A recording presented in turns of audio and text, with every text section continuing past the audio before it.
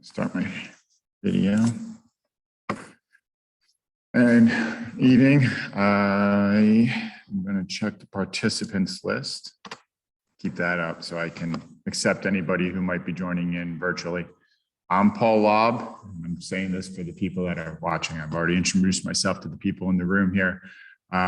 This is the end of 2021 review meeting. And, hopefully we'll get through it in about half an hour, maybe 45 minutes, depending on discussion. Go over, what we got done this year as far as the fall season and the results of the survey. And then a number of you have expressed a willingness to help with winter outdoor. So we'll discuss that after we get through my couple of slides. And let me set up to share my screen. For those who might join us virtually, and I'm not seeing anybody at the moment, let me just pull up the participants list off to the side. If I see anybody join, I'll tell them to just provide, just go ahead and use the chat feature. Hey, Sean. I'm going to pull that up too, so I can just see it in case they do make use of the chat. So, all right.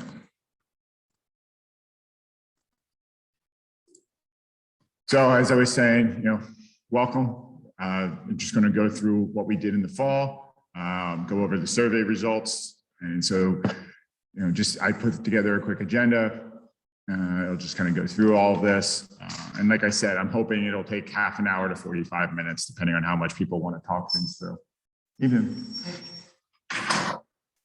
So if you haven't seen it, I have posted these on our website, the vision and mission statement. Most important thing here is, it's Intramural Soccer. We're here to make sure the kids have a good time. That's ultimately the number one most important goal. Secondly, is to have them improve as soccer players as much as we can, and mostly also to improve, increase their love of the game. So there's, further, it's all on Intramural Soccer webpage if you'd like to take a look at it. So what we did this fall, broke it down by division here. So we had 94 preschool players, which works out to about 940 kid hours of soccer. 161 pre-kindergarten, 224 in kindergarten. These are some of our largest divisions and some of our largest, the largest registrations we've ever had as an intramural program. So, we've had a lot of players. Fortunately, we also had a lot of coaches sign up, which is really important. First grade ended up with 8 teams in the girls' league and 12 teams in the boys' league. I was talking with some of the board members last night at our monthly board meeting, and for the first grade boys in July, I had 100 kids in the group, and I had 6 coaches. And I basically told them, look, if we don't get coaches for these teams, I'm going to put the first grouping of kids on, and the rest of them will be able to play. We ended up with 30 coaches. Now that's head coaches and assistant coaches, but it was really great seeing families step up and take part of it. One of the other things that we started this year, in particular for the first and second grade groups, is I started holding weekly meetings with the coaches, virtual meetings for the coaches, discussing practices, games, random ideas of what they should be working on with the kids, answering questions. And we got limited participation in that, but I'm hoping we'll expand that next year, offer it to the 3rd and 4th, 5th and 6th and older coaches. Also looking to build some sort of a mentorship program so that successful coaches can share what they've taught, what they've learned with younger coaches who are just coming into the group. But, absolutely, Colleen. Yeah. The one thing I would say is I'm starting to get on those. They're often the same exact time we use. So, and that may have been the reason that there was no turnout. I really did want to chat or something, but. So what Colleen was just saying was that the first and second grade meetings were at 1 or 12:30 or 1 o'clock on Sundays, which was a problem with football in the fall. Absolutely, I understood that. They were all recorded. Yes. And Okay, good. And so they are available on, we have a WRA IM Soccer YouTube channel. So, we have access to that Google account. I was posting them up there, but even after they were recorded, the viewership was pretty low. So, we'll have to see how we can do it better. And part of the survey comments, we'll circle back about dealing with, talking about coaching as well. Second grade girls and second grade boys, you see, we have a little bit of a drop off in numbers. That's pretty standard. But again, these are still very high numbers for us traditionally. And, so it was really good to see this many kids get that much time playing. Third and fourth grade, I think these were probably the most teams that we've had. No, I think we've had one season where we had 10 teams in the third and fourth grade girls. What's that? 10 girls. Yeah, that was the biggest we've ever had. It was 10 teams in girls and 12 teams in the boys. But, the number of players was. Is that when Sean was commissioner? Yeah. So, again, really good numbers. Fifth and sixth grade girls and fifth and sixth grade boys. I think this is the first time we've had exactly the same number of girls and boys playing in fifth and sixth grade, which is really great. Because traditionally what we see is there's a pretty good drop off in participation once the kids reach sixth grade and going into seventh. And that's understandable. They're playing for middle school teams. They're getting involved in other sports. It's just what happens. But it's good to see this many of them playing. And this has been a real struggle this year, but it was good that we were actually able to offer tenured divisions. We had a number of girls, feedback from most girls coming into seventh grade. They don't want to play against seventh and eighth grade and ninth grade boys. So Sean put together, did a great, terrific job recruiting players, putting these together, and then with the two teams on the girls' side, finding matches for them to play against competitive teams. It was, really good to see them. And, the boys, we ended up with 4 teams. We had a struggle to get some coaches in there to help form the teams, but it ended up being pretty competitive league. Even if a team, I think there were a couple of teams that didn't get many wins, but there were no real big blowout games except for maybe 1 or 2. So on the whole, the 7th, 10th grade divisions were really competitive. So Sean's just saying that the girls teams were beating travel teams. Similarly aged. Yeah, there's only one person on, but I am relaying feedback. He's saying 2 different travel teams and both of the girls' teams beat both of those. So in total, we ended up with 117 teams, over 1,400 players, over 250 coaches and volunteers. We held a number of games and practices for the youngest age groups, bunch of practices for all those first through 10th grade kids, 379 games, and in total over 22,000 hours of soccer in the fall. So Sean, you're here. So I put together a quick slide on Rec Select. We ended up with 11 teams from U9 through U16, right? We didn't have a U19 group though. We had over 200 players, or around 200 players.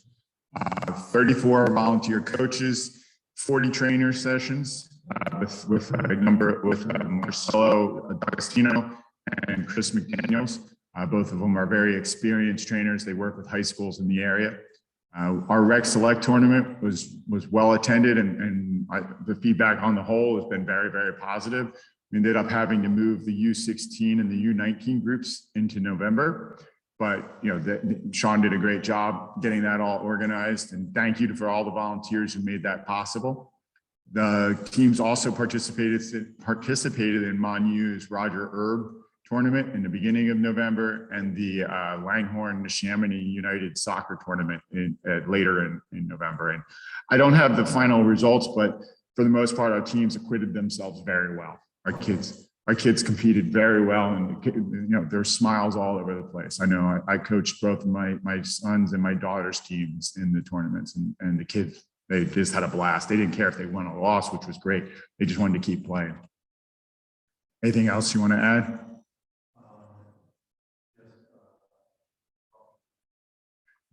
Yeah, Sean just wants to talk about next year when we get to it. All right, so we had our soccer survey at the end of the year. We ended up with 95 responses. You can see we had a spread among the different divisions as to who gave us feedback. It's pretty standard spread according to the number of kids that were in each of the divisions. One of the big things was about starting dates for fall 2022. We did ask for feedback, and as you can see, the numbers for this year was I think 12% preferred to start in August, so that's what we did. And now we're getting feedback that some people wish they hadn't voted for August. They would have preferred September, and right now it looks like the overall preference is for 52. A majority wants to do it start in 2022 after Labor Day. We'll certainly discuss this moving forward as to whether or not it makes sense for the entire program to start then. We'll just keep it in mind. I think we're going to still need to get more feedback and ask for more, because this is only 95 people out of the 1,400 kids that were involved in the program. So. I personally had some players who couldn't make it in the August meeting. I missed my last week of vacation in August. Would you like to split the baby and start 1 week later, and then maybe have other people missing that for 2 weeks? So I also took vacation that last week of September, or last week of August. I also voted to start in September, but this is just what the majority went with. So that's what we tried this year. And the reason, and just for a little background on this, a lot of programs start in August. A lot of local programs in this area. Some start in July, right? This is one thing. Last seasons, we had to deal with Jewish holidays. Rosh Hashanah. Playing time. At the same time, we had a very good November. Last November's, there's none. So Sean was just saying that, previous years we've had to deal with conflicts with holidays, in particular Rosh Hashanah and Yom Kippur, and then November's have been rough in the past, whereas this year it was very, very nice out in November. We can't always guarantee that and count on it. And especially for the youngest age groups, the 3, 4, and 5-year-olds, when it's raining and cold, they don't want to be out there in November. So we had one rain out in August, but that was in August. We had no rainouts in October and November. We did have a half day on August 28th. We ended up canceling it at noon.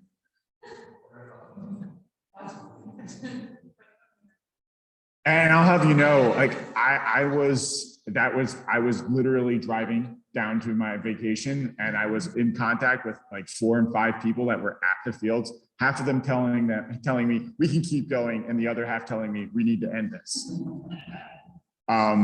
So we do the best we can, and we'll talk more about it in some of the follow-on information. But we do what we can, and then take our lumps.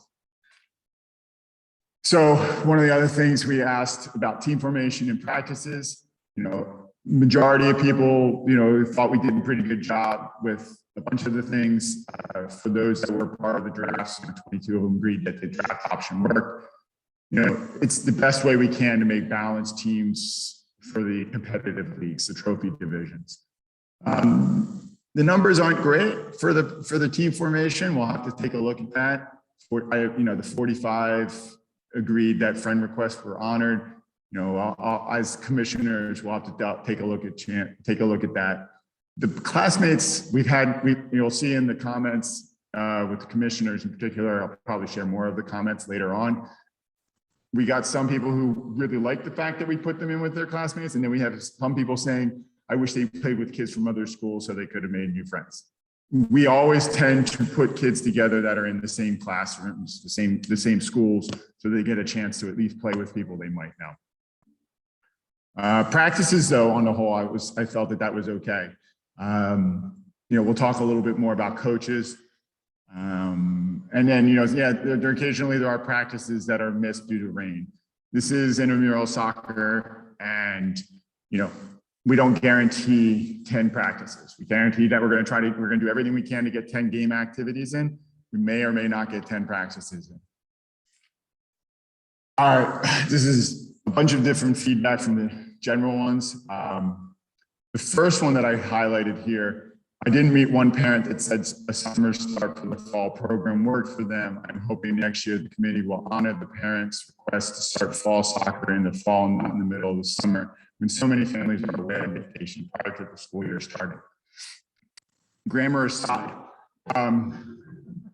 this one actually really bothered me because it implies that we didn't honor what the parents asked for. Again, I asked to start in September. I'm the chairperson of it. The feedback was over 100 families preferred starting in August. We started in August. You know, it's. And Sean was just saying he's one of the bad guys who said we should start it.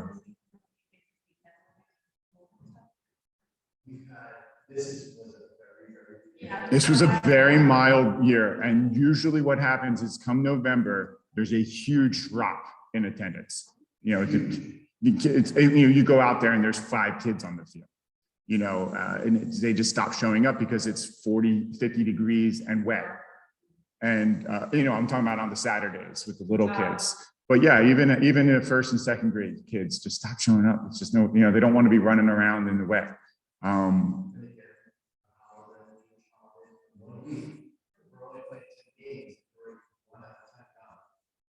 So I kind of brought up last year because other programs start soon. And the rec select program, which should be influenced. We noticed that the rec select programs start soon. So yeah, as Sean's saying that, you know, a lot of the local programs in this area start earlier than we do. And, you know, but I think what we're seeing is that we're going to be a little more flexible division by division and, you know, age bracket by age bracket, moving them around. Some might start in August, some will start afterwards, after Labor Day. Fields are way too small for first grade and first and second grade boys. And I would agree with this. There was some problems with the field layout and the way I requested it.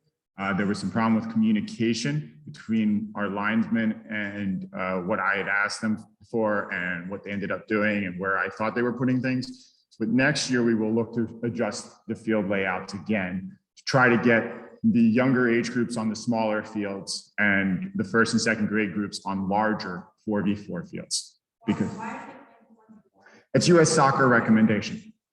US Soccer recommends, because, and there's a very, very, very good reason for this. They've done studies, the best players at the highest levels in a 90-minute game will be on the ball for 5 minutes.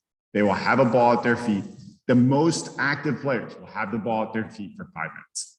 Standardly, you get it for 3. There's 22 players on the field. Only one of them can have the ball. You know, that's the large size. By going with smaller fields and smaller rosters and smaller number of players on the field, you get more touches, you get more opportunities to use the skills. And at this age, at the youngest first and second grade age, it's all about technical skill. It's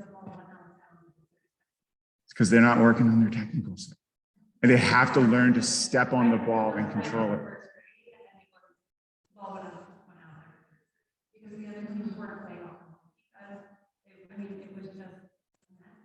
You got to look at the other part of that, the other support of the sword. You have 7 kids out there. You really have one French fry with 7 seagulls chasing after them. And how many times does 7 of those kids can touch that ball? Not much. So if you have 4, and he and I debated about this. Sean was very much against 4v4. Only against it. Now when I see it even older, it's definitely a better idea because they get touch the ball. There's more shooting, there's more scoring, there's more happy faces. I'm pretty adamant about this one. I coached the first and second grade boys soccer where it was 66 or 77, and they were playing soccer.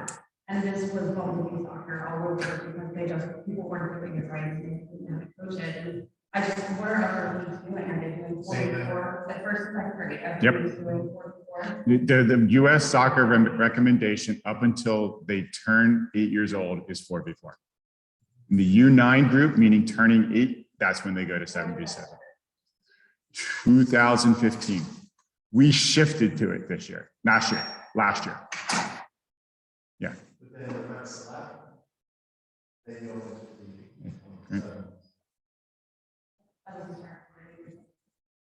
That's U9. U9 is 7v7. U8 is 4v4. Next one, please make sure the head coach has soccer experience. If not, should be assistant. Again, this comes back. I would love it if all of our coaches had, had training and certification. The fact of the matter is we're a volunteer program and we're struggling to find volunteers at all. So we're not going to turn people away without a good reason. Yes, I would love to offer more opportunities.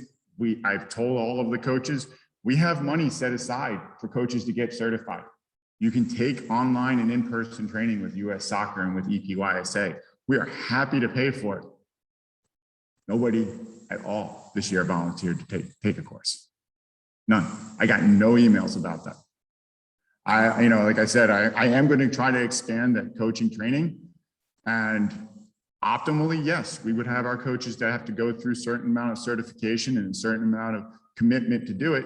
But right now, we just need coaches. We need volunteers. So, yeah, it's a great idea, but we can't do it. The ones we have, they're invited to the Sunday clinics to learn what to do. Sean's talking about the Rec Select clinics that we hold for the Rec Select teams, and coaches are asked to come out and take a look at what the coaches here, what the trainers are doing with the kids. It's really been good. I don't see anybody on any of the commissioners for the youngest age groups here, so I'm going to kind of skim over some of the youngest feedback stuff. It's about time slots, playing all the different teams, balancing the teams for the youngest levels. And the last one I am going to work with Smart Soccer about is about, they did start off with drills, and then about halfway through the sessions, they would put them together and let them scrimmage.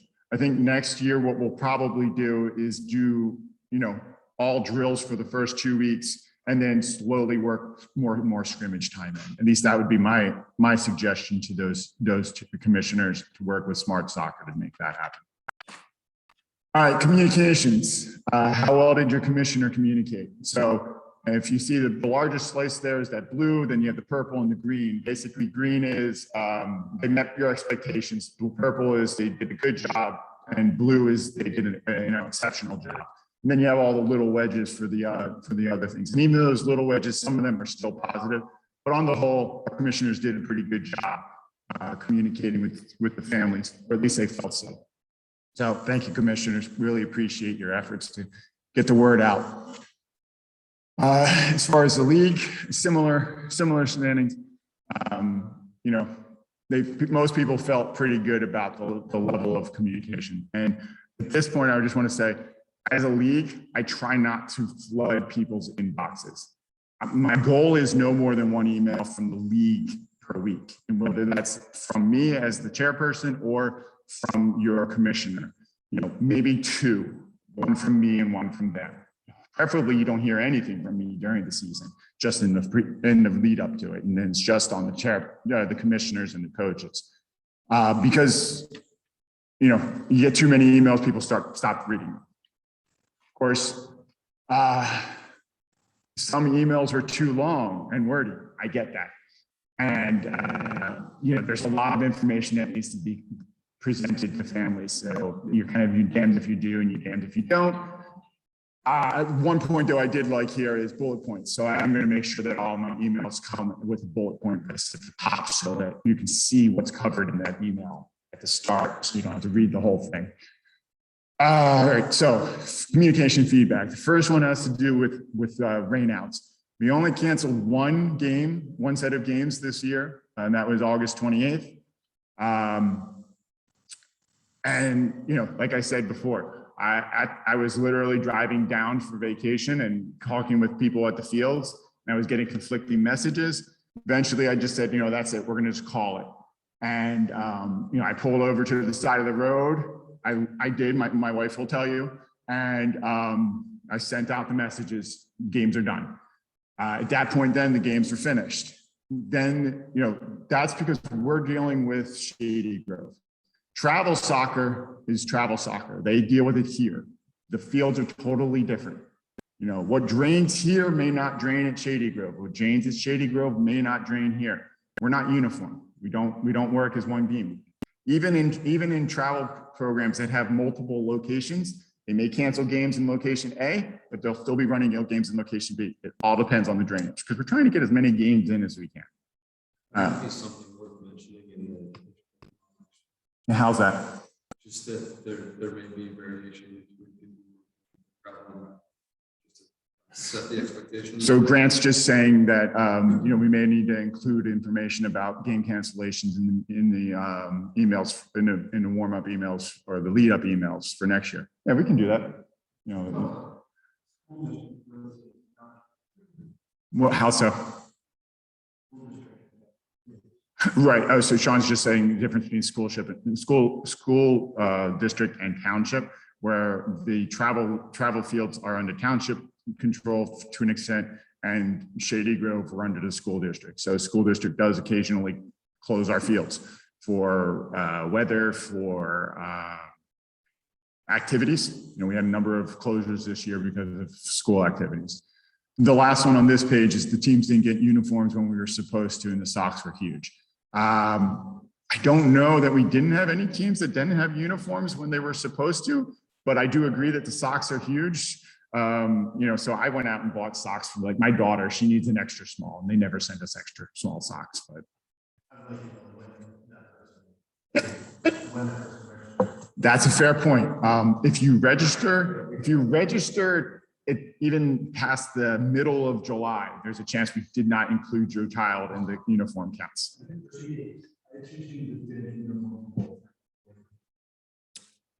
Okay, so there was some delivery. Mike was just saying that he had two teams that they didn't get their uniforms for the first game.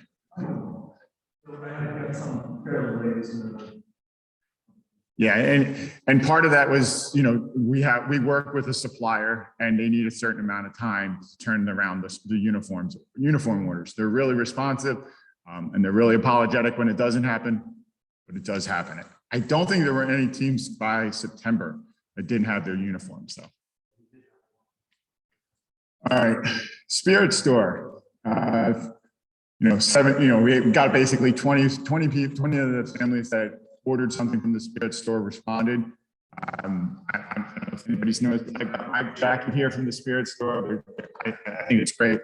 We were really happy with the number of orders that we did. We'll see about what we can do to improve some of these things in the future. I'll talk it over with Grace.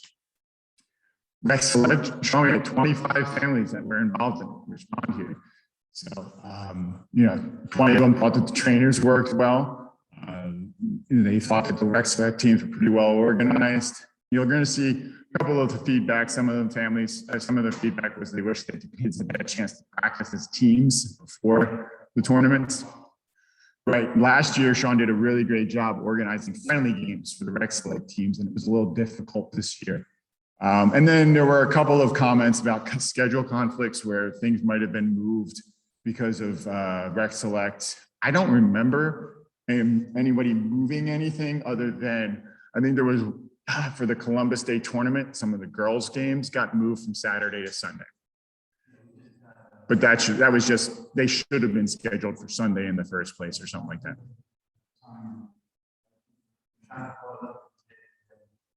Yeah, that was just a miss on my part to make sure that Mike knew that, the 3 and 4 girls needed to be scheduled for Sunday, or the 5th and 6th grade girls needed to be scheduled for a Sunday. So thank you for that. All right, additional feedback here. This first one, I put in most of their comment. Disappointing about the skill level of coaches and referees.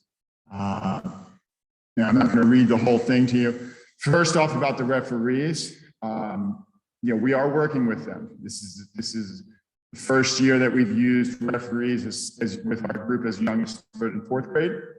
On the whole, went off pretty well. There definitely is a lot of growth for both the referees, for our coaches, and for our families, and how to deal with referees. But the referees need to improve. They're not, this comment is correct. The referees need to be more, they need to be louder.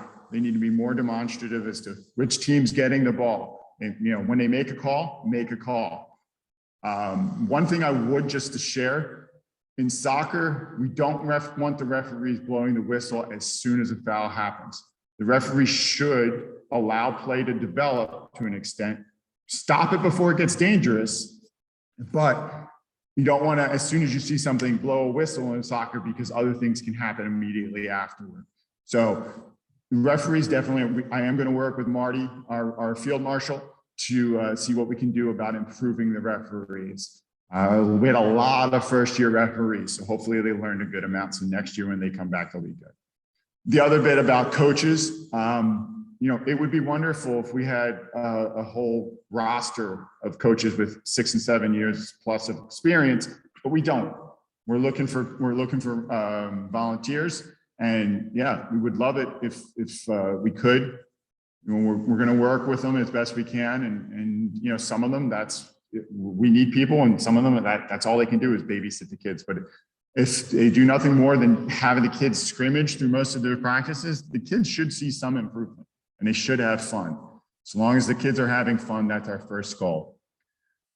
And see, I think the one about the rec teams for their age were confusing for the age. I think that has to do with the rec select teams. But if you are interested in helping out in any way with organizing and communicating, whether that's rec select or intramural, reach out. Sean's very communicative. I'm glad to have help. We're always looking for more. So here then, this was the one about 4v4, which we already kind of talked about. The fact of the matter is US Soccer encourages 4v4. And, we're not going to change first and second grade from 4v4. We will look to put them on bigger fields. We will look to, to make it more competitive. But really, it should be about developing of the technical skills at that age so that when they get into the larger field, they can properly trap a ball and dribble, that they can pass for 10 yards or longer, that they can, shoot with their laces and drive the ball. I'm sorry that they feel that their kids, didn't, that it was a waste. The other thing I would comment is the last line here. This is intramural soccer. We're not travel prep. That's not the goal here. We want the kids to improve their skills, but we're not looking to build travel soccer players. We want to have good competitive soccer. That's absolutely true. Absolutely. From experience, Slum plays travel and I'm learning even on here. You've been here for 7 or 8, but I learned that's great. Travel soccer just means that you can get more time to support. I have kids that are in Europe that are way better than my son's travel team right now. He gets slaughtered by any probably 5th, 6th grade. So just read that. It's kind of disheartening because it's separated from fun away from the kid. And travel soccer does not mean the kids that are soccer. And that's a personal speaking. so I don't know if anybody, Dana's the only one that's on the call, but Sean was just simply saying that, the intramural kids really do stack up well against travel kids. Playing travel soccer means that you're committing more time to it, but it doesn't necessarily mean you're a better player. And it's a little disheartening to get this sort of feedback. Now, that's why my first select program together is I want parents to get a feeling if their kids want more soccer than that, because they're going to be having practice 2 or 3 times a week. Now, when I select, they'll see what the kids are doing. Lots more of it, so good. That doesn't mean they're getting better or better. It just means they want more than this. all right. All right, playing at center square.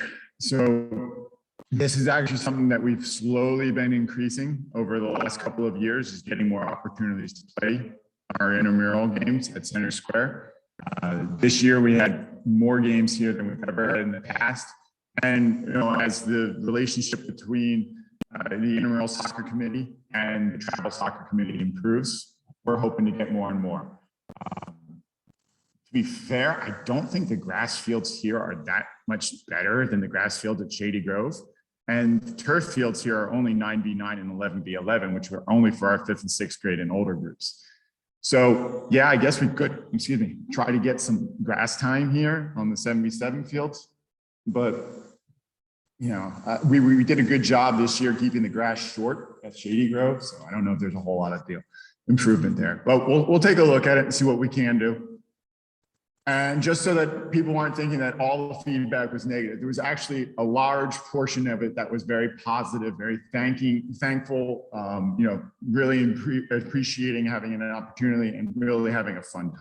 So, you know, I don't want us to only focus on the negative. I did want to address a bunch of them, but, you know, that's the positive as well. All right. I thought our fields were fine, like, I mean, I was like, we actually paid to have them mowed.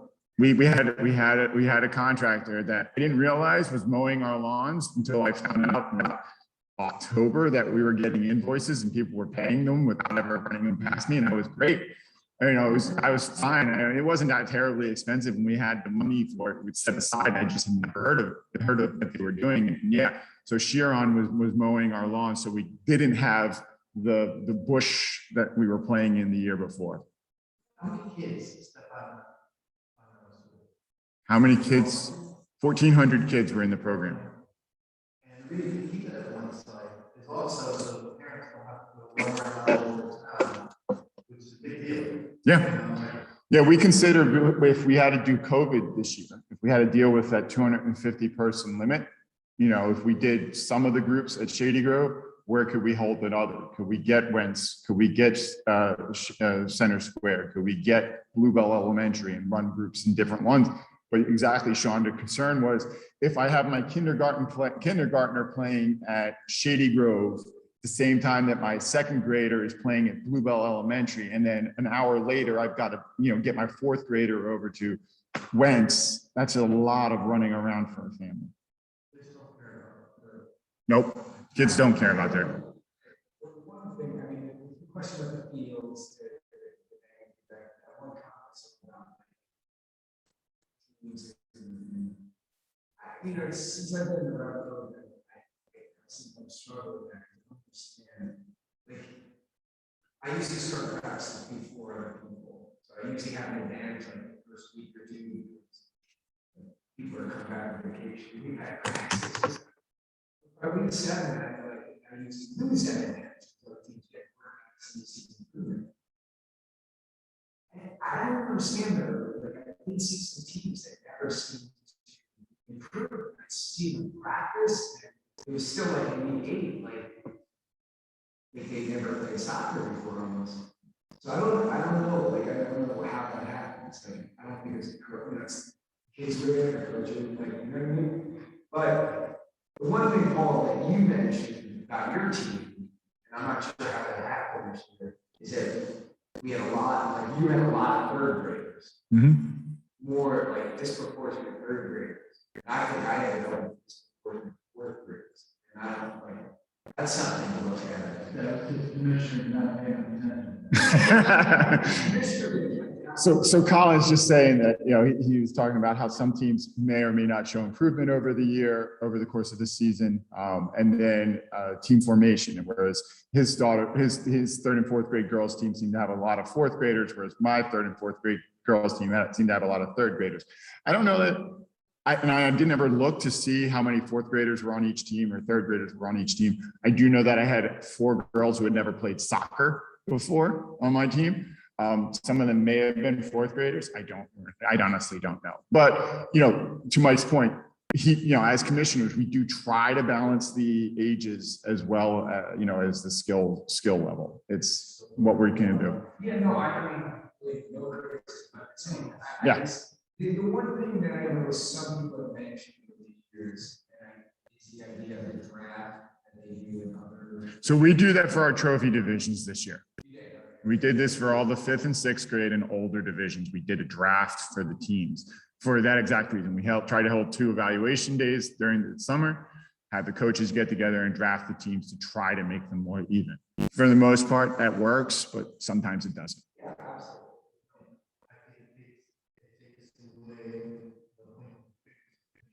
Yep.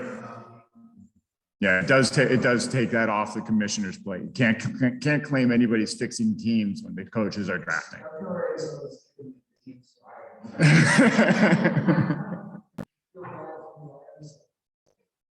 Yeah.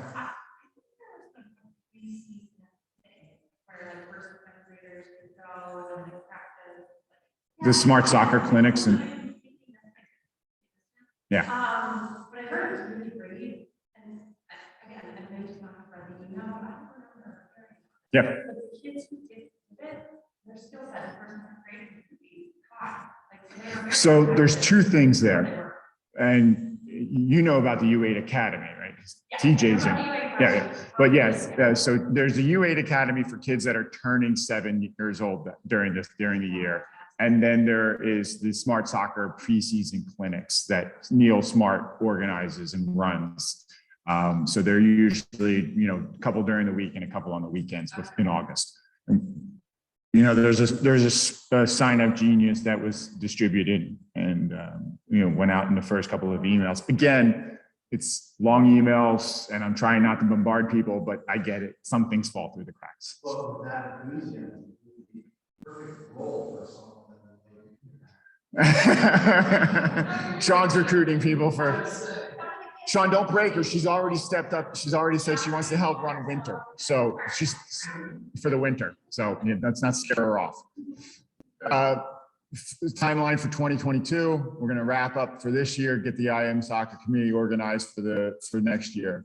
We'll be looking for January and February holding up. I meant to delete the pickup soccer instead of just saying outdoor soccer. We're going to discuss after this meeting exactly what we want to organize. We are still looking at possible training clinics through the year, winter, spring, summer, whether that's, dribbling, shooting, passing, or goalkeeping clinics. We'll have to take a look at what we want to offer. And then spring soccer will be March through June. Fall soccer next year will be August to October or November. All right. As far as plans, the org chart for right now, I've gotten confirmation from a bunch of them. A bunch of our commissioners coming back. As you can see, we have a lot of commissioner spots that are open. Eric Nelson retired as our equipment director this year. So I need somebody who's going to help organize the shed over at Wentz Run and help distribute coaches stuff. I also have to check with Chris Donnelly, see if he's still coming back to help me with fields and such for as the facilities director. So we have a lot of need. We need volunteers to help set up, organize teams, organize schedules, be that first person to communicate with the families. To that end, I do need to get job descriptions and the schedules of the tasks updated. And on the website, there is a downloadable file that includes job descriptions. I want to make it more of a web page. We have to organize our training clinics. And then, later on, we got to start looking at advertising, continuing expanding Rec Select and the Intramural Soccer skills training program. That skills training program kind of fell by the wayside this year. Just it was too much for me to get organized. I'm thinking we might even try to organize that as preseason training in July and August rather than through the season. We'll have to talk it through as a committee. And then ongoing coach education. I want to expand what we have to offer our coaches and the referee. I want to be a little more organized and getting good feedback to the referees in a timely manner so that they can improve. So after this slideshow, we're going to discuss the winter outdoor season and what we want to organize. I'm going to have an IM Soccer committee meeting in February. Get everybody organized on the website through the website, and we'll continue planning for next year. So that's it. Anything else? Otherwise, what I'm going to do, Dana, were you here to talk winter soccer? You're on mute. Yeah, actually, So I had emailed you earlier that I was just going to jump on, but I was interested. I can definitely help out with winter if that's something that is going to get off the ground. So what I'm going to do is I'm going to stop my share and stop recording this meeting unless there's any other topics that people want to talk about last year. I want to thank you all for doing a great job as a chair. For me and all of us. And, Mike's just brown nosing a little bit, but I appreciate it.